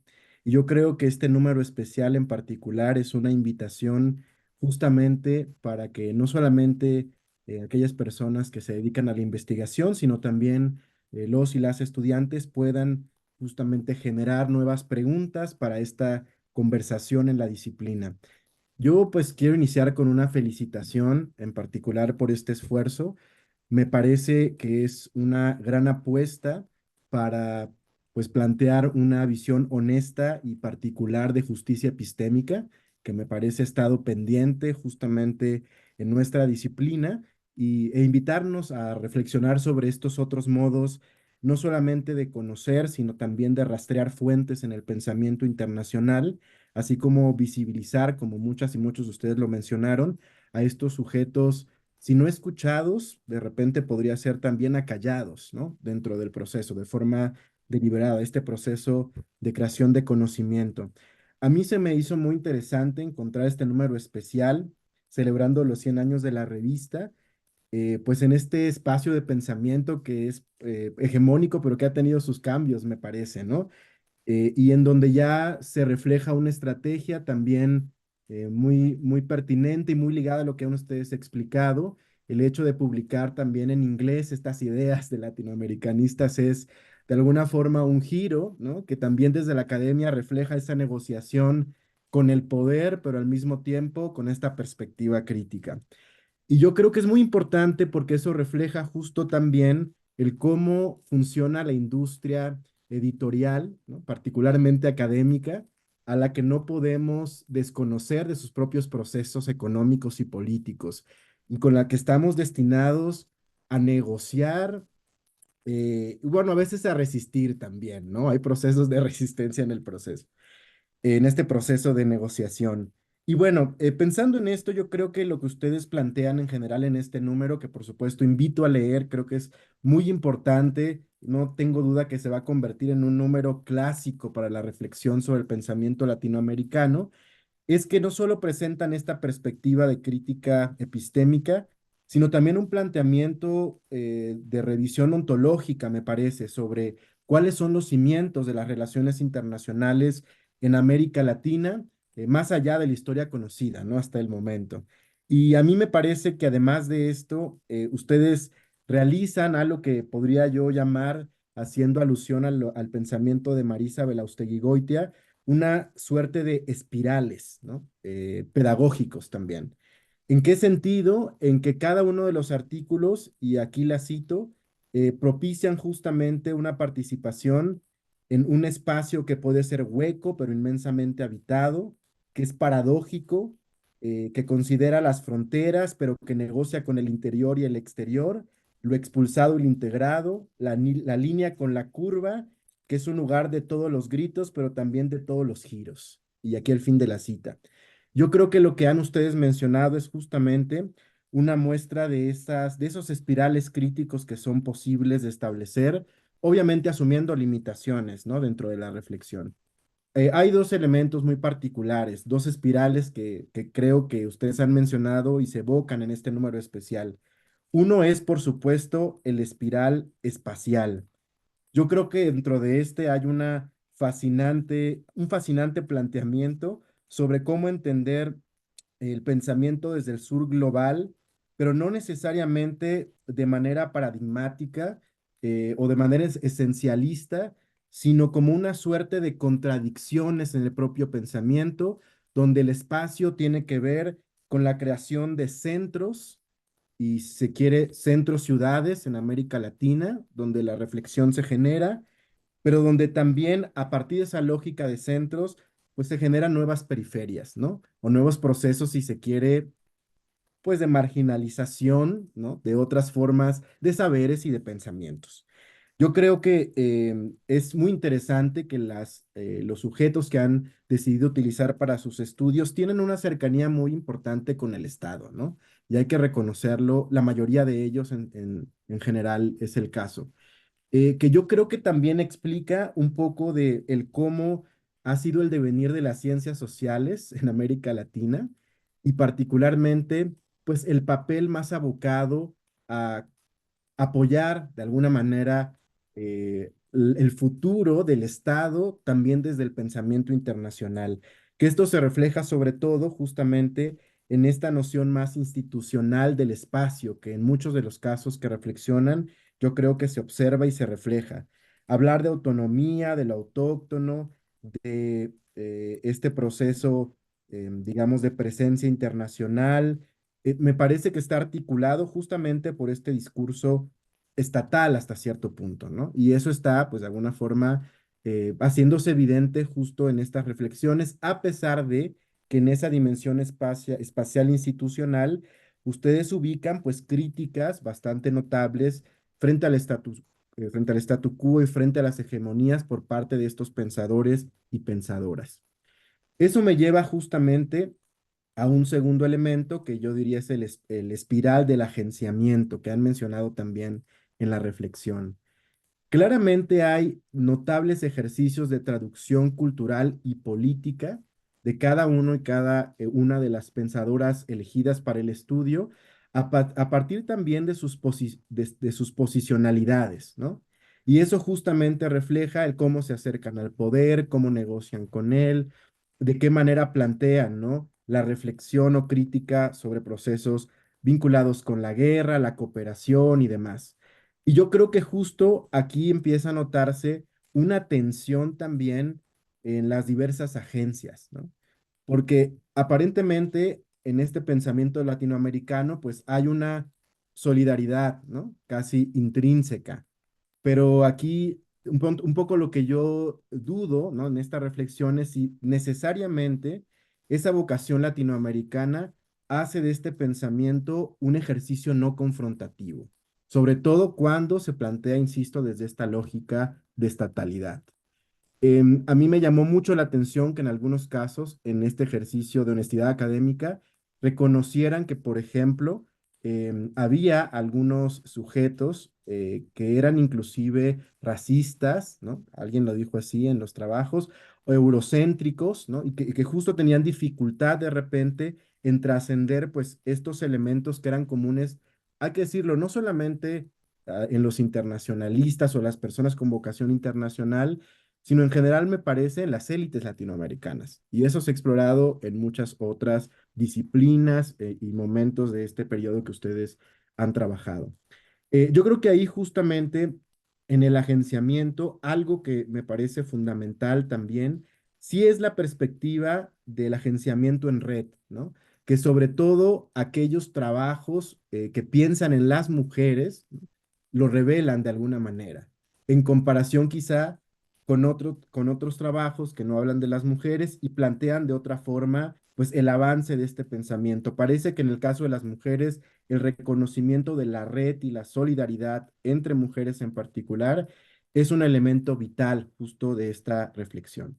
Finalmente, ¿qué significa, creo, qué significan estos espirales críticos para la disciplina de relaciones internacionales en América Latina? En primer lugar, yo observo una crítica a la geopolítica del conocimiento euronorteamericano, pero en esto que ya se ha trabajado también en la región, que es esta reflexión sobre cómo esto se puede dar en la modernidad latinoamericana, ¿no? Con los límites que hay en este ejercicio, en donde claramente la conformación de las relaciones internacionales, pues es un intercambio entre aquellos espacios de conocimiento pues más coloniales y estos otros espacios, digamos, decolonizados, si se quiere. La segunda reflexión es que creo que ustedes muestran la importancia de la trayectividad multiespacial de los actores dentro de la disciplina. Aunque hablen de casos específicos, ¿no? Como Argentina, México, etcétera, yo creo que al ubicar, ¿no? Esa trayectividad multiespacial, hacen denotar que este esencialismo, esta noción nacionalista epistemológica ya es insuficiente, inclusive para interpretar la historia del pensamiento latinoamericano del siglo pasado. Un tercer elemento que me parece importante, nos plantean la posibilidad también de pensar en futuros para imaginar las relaciones internacionales en la región, y eso me parece fascinante. No solamente porque plantean una discusión que ha sido importante en el pensamiento latinoamericano, que es reconocer esta dimensión de cuál puede ser el lugar de la teoría más allá de un elemento analítico y vinculado más bien a un proceso emancipatorio, ¿no? En la región. ¿De qué manera puede la teoría ayudar a emancipar? Yo creo que definitivamente con este número logran acercarse a este objetivo que plantean en la introducción del número especial, que es generar espacios o escenarios alternativos para una sociedad global más compasiva. Es así, ¿no? Como lo plantean. Y yo creo que para eso, en este paso que ya han dado, pues es importante continuar la conversación, ampliar, ¿no? La dimensión latinoamericana de la misma. Y eso, por ejemplo, me hace recordar el trabajo que ahora mismo están haciendo en la Universidad Michoacana de San Nicolás de Hidalgo, aquí en México, en un seminario permanente de historia y política internacional que se ha abocado justo a rescatar en el pensamiento latinoamericano el papel de las mujeres en la diplomacia, ¿no? Que igual no sé si lo conozcan, si han conversado justo con este espacio, pero creo que ahí, ¿no? En ese contacto, en ese pensamiento de conversación, sin duda este objetivo que me parece muy noble se puede alcanzar, ¿no? Pensando justamente de esta manera. Pues bueno, finalmente, nuevamente les felicito por el trabajo realizado y pues les dejo un abrazo solidario y toda la intención pues de mantener la conversación pues en otros espacios y por supuesto en la misma mail. Muchas gracias. Muchas gracias, Eduardo. Y sí, pues obviamente darle a los autores, las autoras, pues palabras de aliento realmente y felicitaciones, muchas esta sección de esta revista. Vamos entonces a abrir la conversación si gustan, si alguien tiene algunas preguntas, algunos comentarios. Adelante, profesor Paulino. Sí, ¿se escucha? Bueno. Ahí. Ok. Pues de entrada quiero felicitarte, doctora Adriana, por moderar esta mesa y desde luego felicitar a las colegas y a los colegas de este número especial que está celebrando un aniversario fundamental. Voy a dirigirme un medio segundo o medio minuto a cada uno de los ponentes, tratando de añadir algunos elementos y sobre todo para enriquecer sus ponencias y sus artículos. Con respecto a Alicia Muró, esta gran argentina, ¿verdad? Que vivió en Argentina, creo que hoy se extrapola su pensamiento bajo tres argumentos. Hoy estamos observando un tránsito del capitalismo internacional al capitalismo global. Ese elemento es muy importante. Segundo, hoy estamos observando las ideologías del poder otra vez en las clases dominantes y eso está clarísimo. Tercero, los valores anticapitalistas y o valores antisistémicos creo que hoy cobran fuerza justamente en el pensamiento teórico de las relaciones internacionales en América Latina. ¿Correcto? Ese es en mi caso. En el caso de la doctora Elena Lorenzini, creo que había que rescatar, además de lo que expuso, todo el pensamiento desarrollista de la CEPAL, de la Raúl Perdich, con lo siguiente: rescatar el concepto de desarrollo, porque hoy el capitalismo global, feroz y salvaje, pues indudablemente invita a traer otra vez el concepto de desarrollo que necesariamente lo requieren los países latinoamericanos por la desigualdad otra vez, la pobreza y sobre todo las desigualdades políticas y sociales existentes. En ese sentido, también cuando habla de integración, creo que es muy importante retomar qué sucede en los sistemas políticos internos de cada país latinoamericano y los partidos políticos. Ejemplo concreto: no cabe duda que si un partido político eleva al poder presidencial en América Latina a alguien de izquierda, es muy diferente si lo eleva de centro de derecha o de derecha o de ultraderecha, porque de eso va a depender si se integra o no se integra y a dónde se integra. ¿Correcto? Bien. En el sentido, en el caso de la doctora Melissa, considero que es muy importante en la academia y la política pública, en relaciones internacionales y política exterior, pues es indudable retomar casos más amplios, no solamente de Argentina. En el caso de Argentina tenemos la CELAIDI, que es el Centro de Investigaciones de la Integración Latinoamericana de la UBA, indudablemente se ha incluido en política exterior, ¿verdad?, de Argentina, sobre todo en los aspectos integracionistas, Mercosur u otras, como Salvador u otras, ¿no? Es un ejemplo nada más, creo, y un pequeño paréntesis. Ya saben que yo tengo una revista que es Relaciones Internacionales, y la primera revista en donde escribió la doctora Adriana, por cierto, ¿verdad? También se escribió un artículo muy importante sobre la política exterior de Carlos Escudé, que creo que vale la pena después de los pasos, por importante, ¿no? Con respecto al doctor Fabricio Chagas, creo que se abre una interrogación con respecto al concepto de inserción. Nuestros países de América Latina, una vez que se independizaron en el siglo XIX, se insertaron al sistema y al orden europeo existente. Y luego en el siglo XX se insertan a estos procesos, a estos otros, y así sucesivamente. Creo que debe desaparecer de nuestro pensamiento y de nuestro léxico político el concepto de inserción. Porque inserción, de hecho, en la práctica significa, ¿verdad?, básicamente es aceptar lo ya hecho en forma subordinada.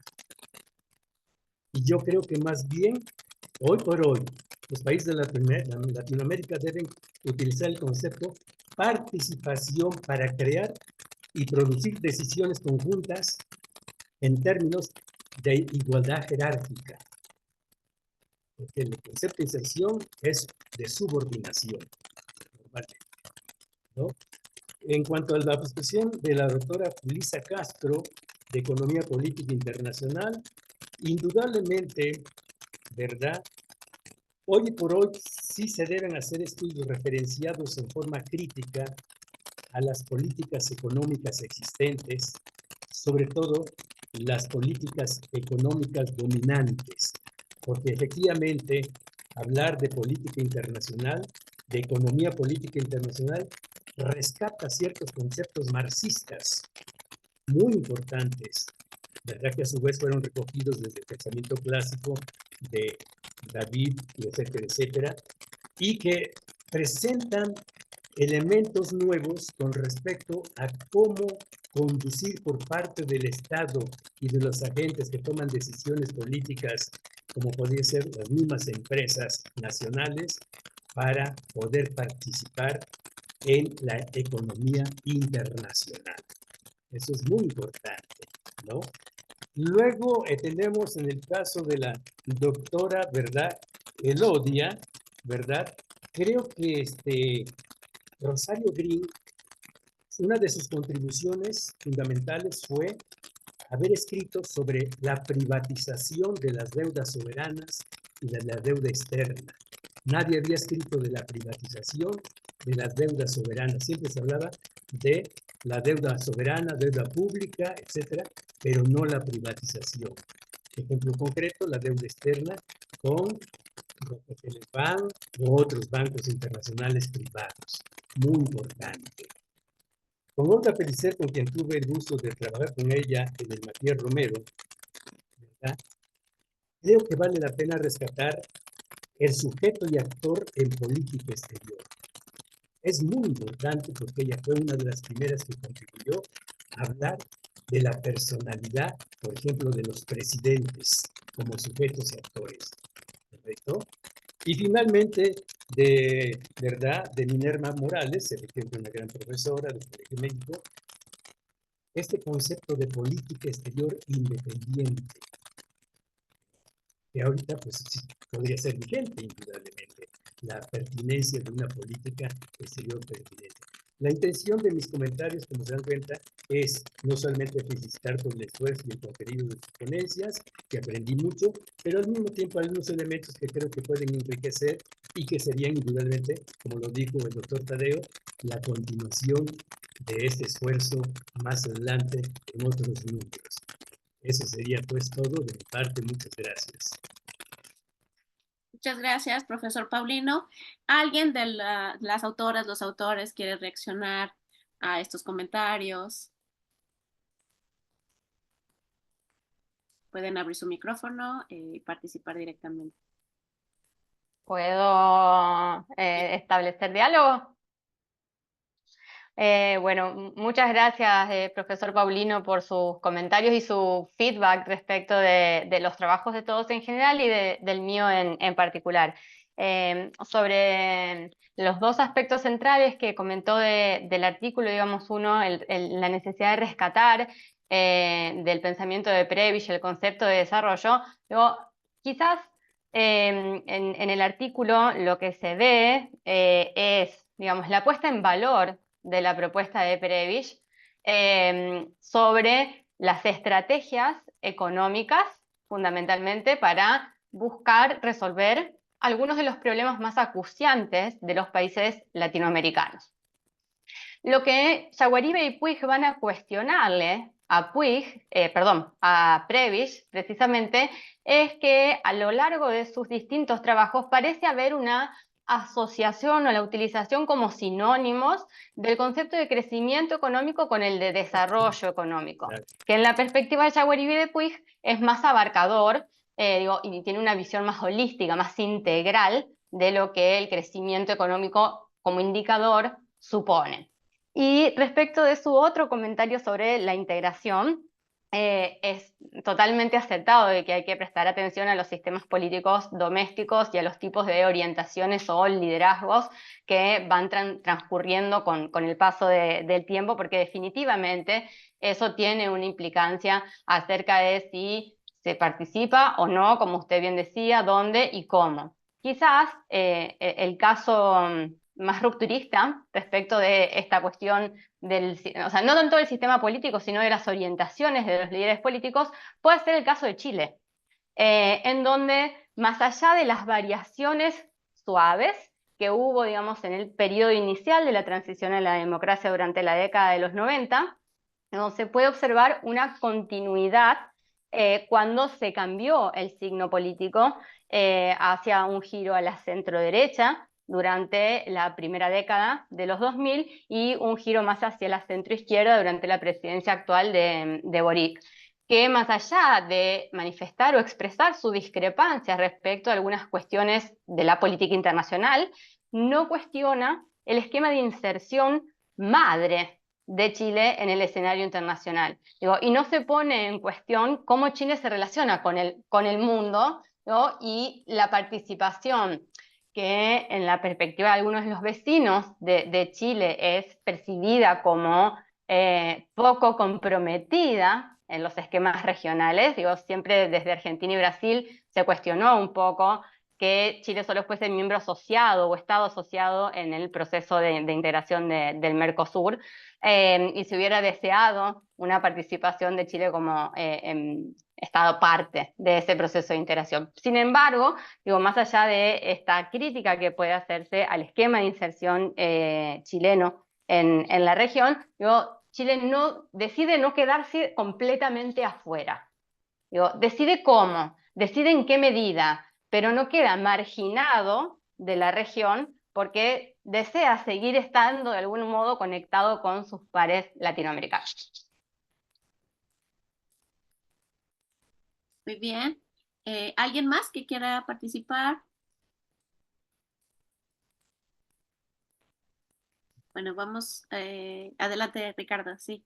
Pues muy brevemente, realmente, han sido comentarios muy halagadores y pues quería agradecerle tanto a Eduardo como al profesor Paulino por sus acertados comentarios y bueno, particularmente respecto al artículo de Alicia Moró, a las recomendaciones del profesor Paulino, pues no me queda más que estar de acuerdo con ellas.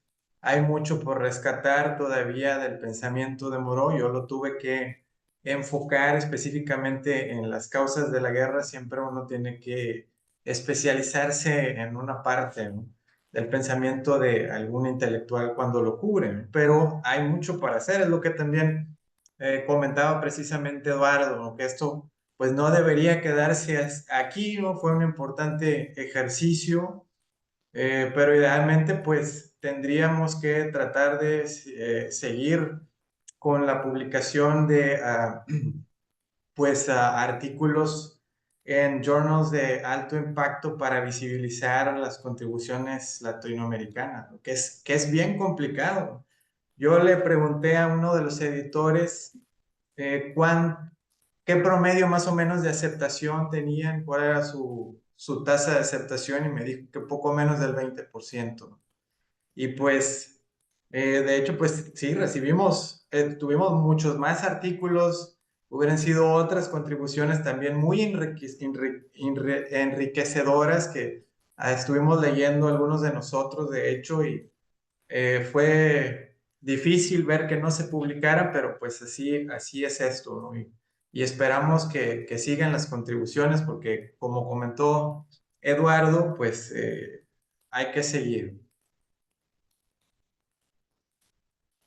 Pues sí, les invitamos entonces a continuar justo con estos esfuerzos y por supuesto también queda bastante claro también pues que este número especial debe ser leído por las personas todos estudiosos, estudiantes de relaciones internacionales en la región, ¿no? Ya bien lo decía Eduardo en el sentido de que se va a volver o se debe de volver un referente, ¿no? Para que lo tomemos en nuestras propias clases de teorías en relaciones internacionales que se imparten en los distintos programas de licenciatura, de posgrado, porque sí es fundamental, al menos en el caso mexicano, todavía muchos programas de teorías de relaciones internacionales contemplan de manera muy, muy marginal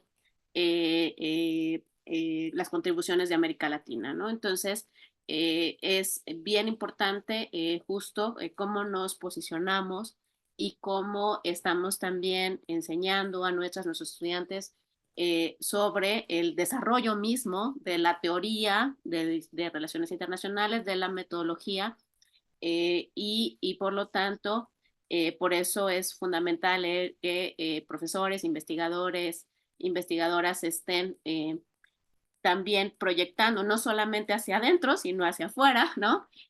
Todo y poner también, como bien decían, en diálogo estas contribuciones hacia afuera, que justo es lo que hace esta sección de International Affairs. Entonces, con todas las dificultades que obviamente sabemos que existen para publicar en este tipo de journals, e incluso la dificultad a veces de poder acceder, ¿no? A través de nuestras propias bibliotecas,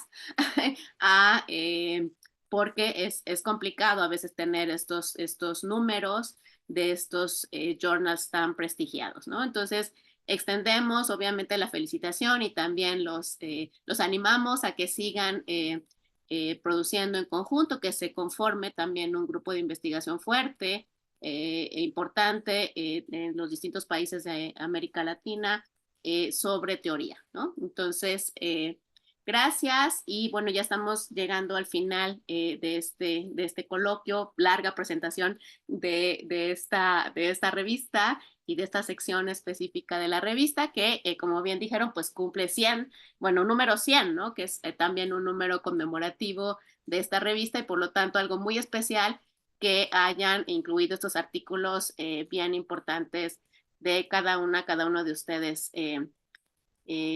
Que pues realmente visibilizando, ¿no? las contribuciones latinoamericanas. Muchas gracias y buenas noches. Gracias por conectarse, gracias a quienes nos siguen en Facebook y a todas las redes sociales de la Asociación Mexicana de Estudios Internacionales. Le damos también muchas gracias a Isabel, que estuvo en los controles de esta transmisión. Hasta luego y nos vemos pronto. Muchísimas gracias. Gracias. Gracias. Buenas noches.